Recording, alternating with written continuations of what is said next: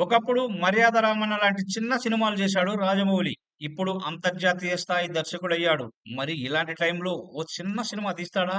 మరీ ముఖ్యంగా కొత్త హీరోతో చేస్తాడా? అలాంటి అనుమానాలు పెట్టుకోవద్దంటున్నాడు రాజమౌళి.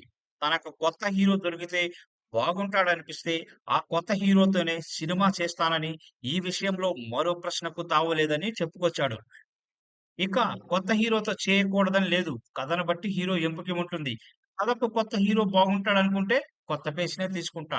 కొత్త హీరోతో చేయకూడదు, చేస్తే రీచ్ ఉండదు, బడ్జెట్ పరిమితులుంటాయి ఇలాంటి అంశాలని నేను పట్టించుకోను. నా స్క్రిప్ట్‌కి కొత్త హీరో బాగుంటాడనిపిస్తేనే కొత్త మొఖాన్ని తీసుకుంటాను. కొత్త హీరోతో కూడా నన్ను నేను ప్రూవ్ చేసుకోగలను అని నిరూపించుకోవడం కోసం మాత్రం సినిమా చేయను.